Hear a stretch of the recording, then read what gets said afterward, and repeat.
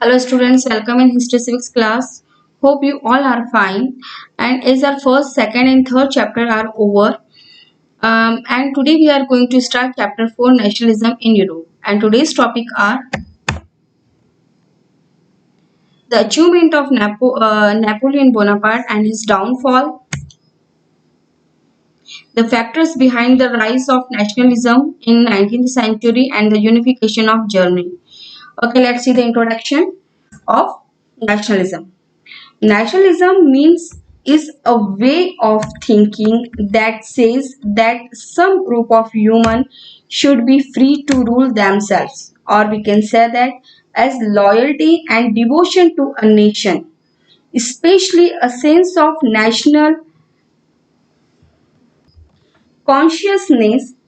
In this way, 19th century is considered very important because this century emerged as a force which brought about the sweeping changes in political and mental world of Europe. And some events were responsible for the rise of nationalism in Europe, such as the American Civil War and American War of Independence and French Revolution. Both gave rise and promoted to democratic ideas and movement, and it spread the ideas of liberty, equality, and fraternity, and guaranteed the spirit of nationalism. And Napoleon Bonaparte also promoted French nationalism, which was based upon the ideals of the French Revolution, and which was one of the main reason to creating a sense of unity and nationalism among the people. Okay, next point, the Napoleon Bonaparte's role in growth of nationalism. So students, we have studied about the French Revolution in previous chapter, which was lasted from the 1789 to 1799, was started to root out the monarchical system and established a democracy in France. And the Napoleon Bonaparte was also the leading character of French Revolution. But we didn't study about him in previous chapter. Napoleon Bonaparte was well person known personality and great administrator and politician of world's history. When the French Revolution was started in France, then neighboring countries were not worried and not interested about this revolution. But as the revolution became furious, gradually the rulers of neighboring countries also scared and of this situation because they too started to see a threat to their monarchical system, that our people should not revolt. Therefore, many countries invaded France to stop the revolution from spreading further. But Napoleon Bonaparte protected the borders of revolutionary France from foreign invasions. He won many fights and subdued all enemies, and he proved himself as a great warrior in this way. Napoleon Bonaparte won France's public's favor and belief on the basis of his great war skills and political excellence. Finally, he became the first emperor of France, and Napoleon introduced a series of reforms in France between 1799 and 1804. But his most important contribution, the codification of French laws, which is known as the Napoleonic Code. The current French legal system is based on that Napoleonic Code. Napoleonic Code, many more changes was done in France administration, such as the freedom of religion was provided by him and by him and all people could follow their own religion freely without any fear. And this code was implemented in France controlled regions, and birth based privileges had abolished, and he secured equality and property rights before the law. And Napoleon simplified administrative division in Dutch Republic, Switzerland, Italy, and Germany.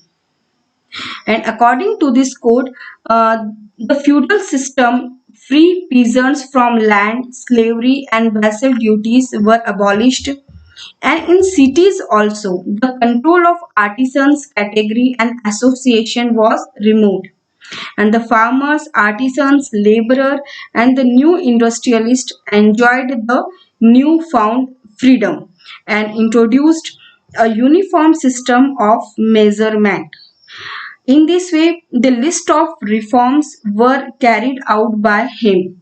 But what happened to Napoleon? That the all people of Europe rejected him. Okay, let's see the downfall of Napoleon.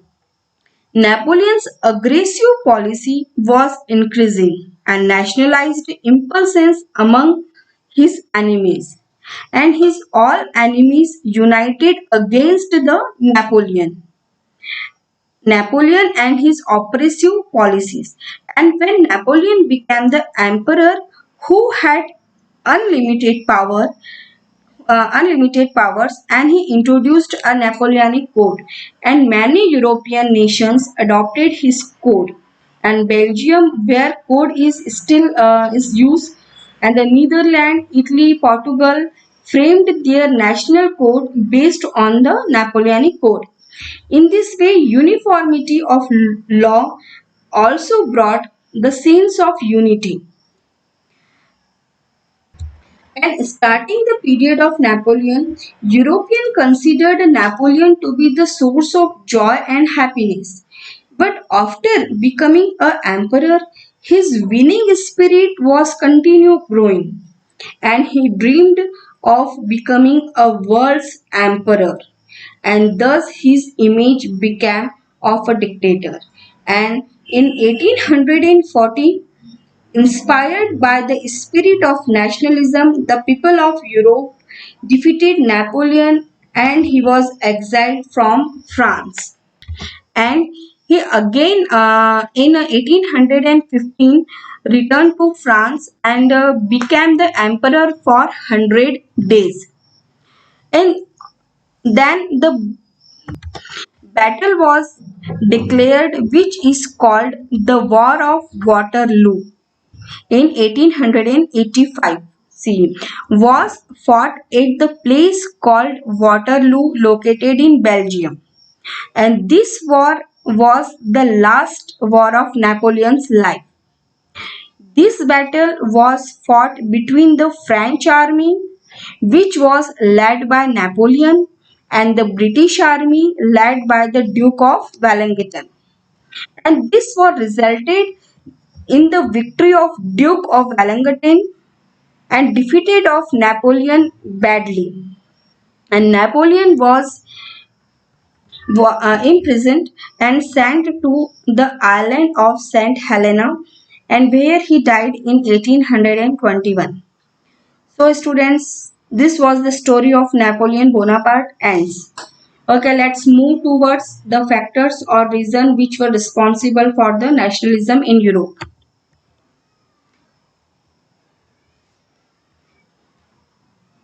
Okay, first point is the French Revolution. We have studied about the French Revolution in previous chapter. This French Revolution created the new belief and ideas of liberty, equality, and fraternity in people's mind. And as well as Napoleon and his conquest also promoted and helped in the spread of these ideas to European nations. Wherever Napoleon and his army went and conquered that regions, they spreaded the ideas of liberty and equality, and the territories occupied by Napoleon despotic government were overthrown, and the feudalism was abolished, and that region was adopted the French Republic model.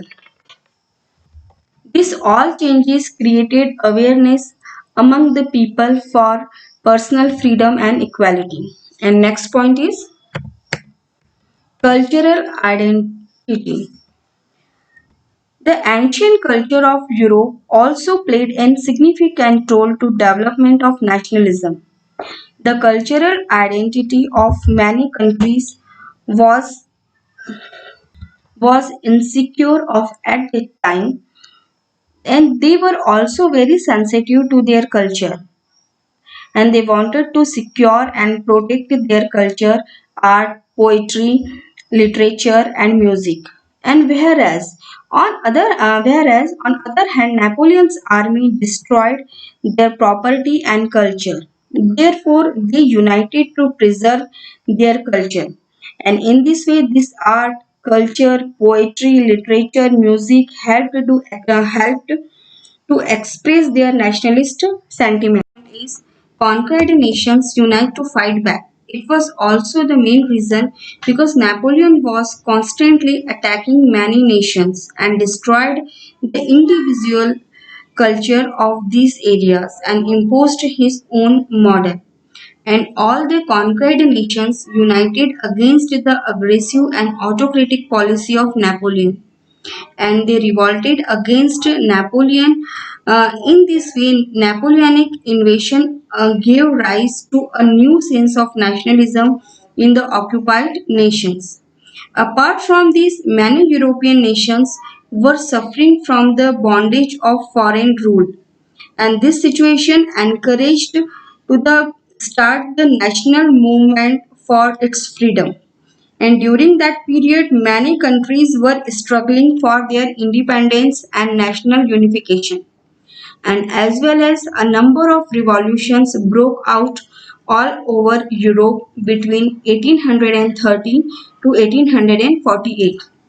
And people showed their nationality and participated vigorously in this struggle. But many of these revolutions failed, a few succeeded, such as Belgium was previously under control Dutch, but it also revolted against Dutch domination and became a separate country in 1831 under the Leopold.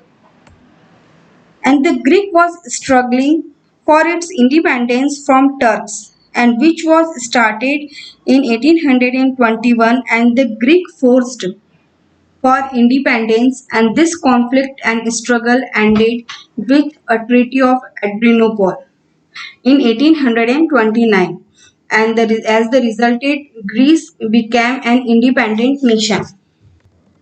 Earlier, there were many small kingdoms in Austria.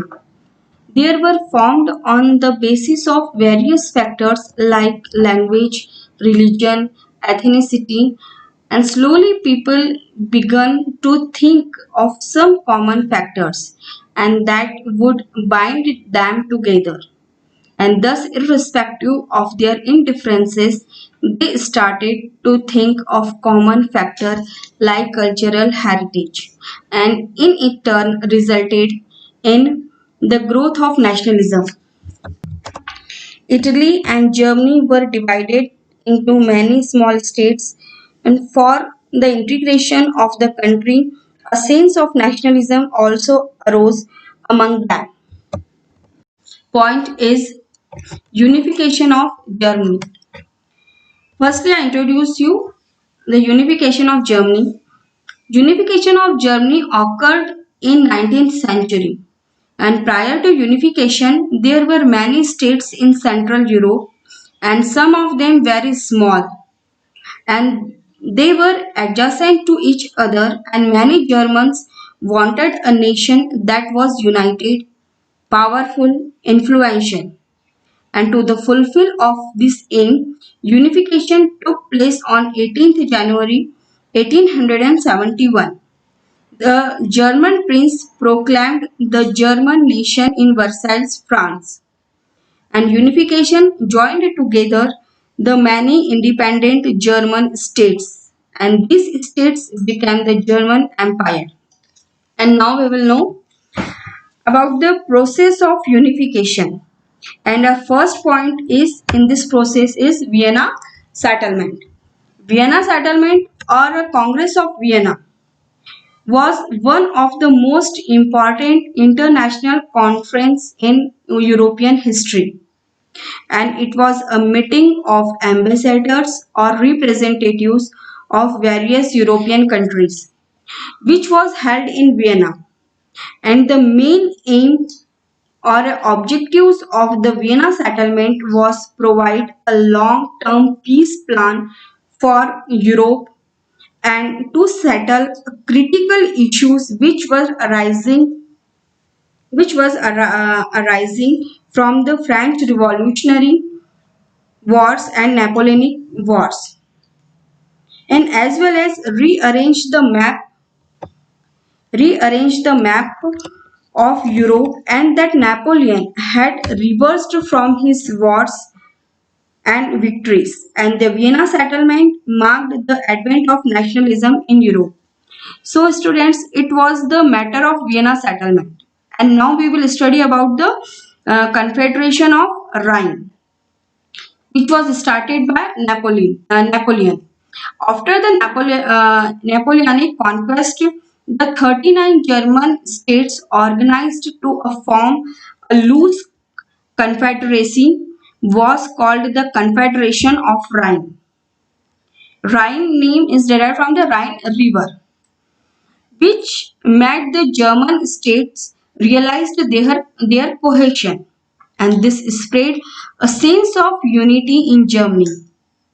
And this was the reason that the German states offered to organize a unite, but at that time they were not paid the attention of the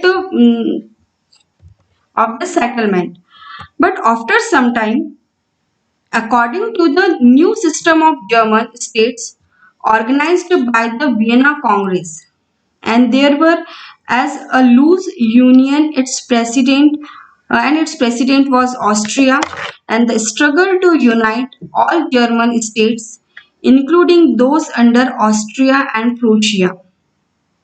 And Austria and Prussia both were powerful nations and rival to each other. Now next point is a role of Bismarck. The firstly we know about the Bismarck. The Otto von Bismarck was one of the leading figure of German unification, and he was largely responsible for the creation of German Empire in 1871. He was the Prime Minister of Prussia, and Prussia was the most powerful German state. And his main goal was to further strengthen the position of Prussia in Europe, to unify the North German state under Prussian control. And Bismarck wanted to weaken the Austria, which was the main rival of Prussia. And Austria was also another powerful state of Germany. And Metternich, who was the Chancellor of Austria, and he was against the unification of Germany because Metternich considered the unification of Germany a threat to the dominance of Austria. And according to him, if Germany unifies, it will reduce the influence and dominance of Austria. And on other hand, Bismarck subdued the ambitious king of Prussia, William I, and for the unification of Germany. And Bismarck and his supporter nations long struggle against external and internal odds, and Prussia formed the nucleus for the unification.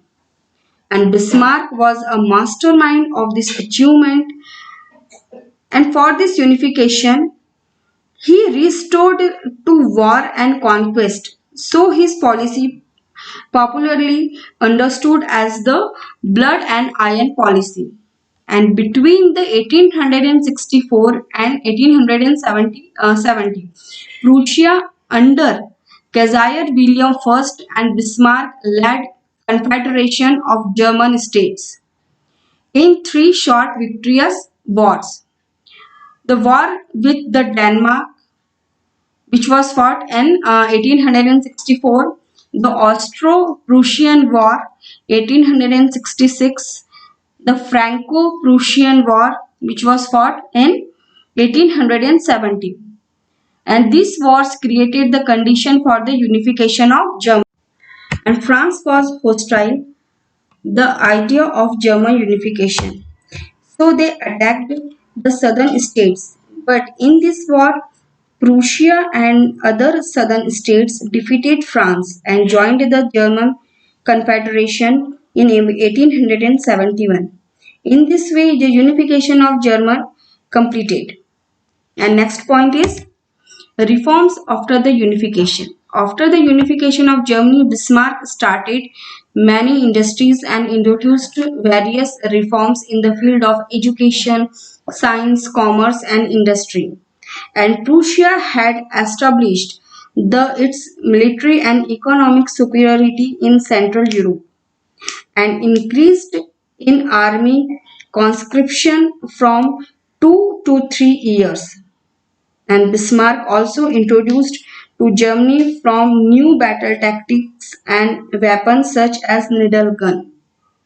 And hence Bismarck was rightly called the Iron Man of Germany.